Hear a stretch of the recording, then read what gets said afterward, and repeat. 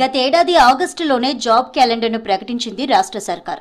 ఏ ఉద్యోగాలు ఫిలప్ చేయనున్నారు, ఏ నెలలో నోటిఫికేషన్ వస్తుంది, పరీక్షలు ఎప్పుడు నిర్వహిస్తారనే విషయాలన్నీ అందులో స్పష్టంగా తెలిపింది. కానీ ఆలోపే ఎస్సీ వర్గీకరణకు సుప్రీంకోర్టు ఆమోద ముద్ర వేయడంతో ఉద్యోగాల భర్తీ ప్రక్రియకు బ్రేక్ పడింది.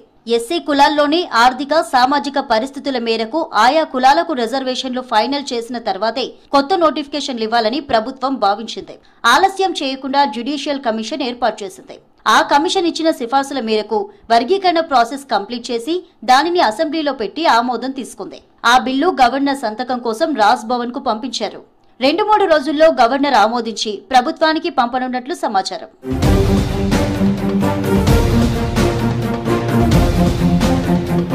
ప్రస్తుతం 2000 గెజిటెడ్ ఆఫీసర్ల పోస్టులు భర్తీ చేసేందుకు ప్రభుత్వం సిద్ధంగా ఉన్నట్లు తెలుస్తోంది. ఇప్పటికే ఏ శాఖలో ఎన్ని పోస్టులు ఖాళీగా ఉన్నాయో గుర్తించి వాటిని భర్తీ చేసేందుకు గ్రీన్ సిగ్నల్ ఇచ్చింది. వర్గీకరణ ప్రకారం రోస్టర్ పాయింట్స్ ఫిక్స్ అయిన వెంటనే దీనికి సంబంధించిన నోటిఫికేషన్ ఇవ్వాలని ప్లాన్ చేస్తోంది. గెజిటెడ్ ఉద్యోగాల కోసం నోటిఫికేషన్ ఇచ్చిన తర్వాత డిఎస్సి నోటిఫికేషన్ వేసి టీచర్ పోస్టులు భర్తీ చేయాలని ప్రభుత్వం భావిస్తోంది.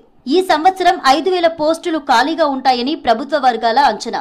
జాబ్ క్యాలెండర్ ప్రకారం ఇప్పటికే టెట్ పరీక్ష నిర్వహించిన ప్రభుత్వం ఫిబ్రవరి 5న రిజల్ట్స్ ఇచ్చింది. ఇక డిఎస్సిపై ఫోకస్ పెట్టింది విద్యాశాఖ. ప్రభుత్వం ఇచ్చిన మాట ప్రకారం ఉద్యోగాల భర్తీ చేస్తామన్నారు ముఖ్యమంత్రి రేవంత్ రెడ్డి, డిప్యూటీ సీఎం బట్టి విక్రమార్క. జాబ్ క్యాలెండర్ కు కట్టుబడి ఉన్నామన్నారు. ఎన్నో సంవత్సరాలుగా ఉద్యోగాల కోసం ఎదురు చూస్తున్న నిరుద్యోగులకు ఉద్యోగాలు కల్పించడమే లక్ష్యమన్నారు. కాంగ్రెస్ ప్రభుత్వం అధికారంలోకి వచ్చిన తర్వాత సంవత్సర కాలంలోనే 50,000కు పైగా ఉద్యోగాలు భర్తీ చేశామన్నారు సీఎం. ఎలాంటి చింత లేకుండా నిరుద్యోగులు ప్రిపరేషన్ కావాలన్నారు బట్టి.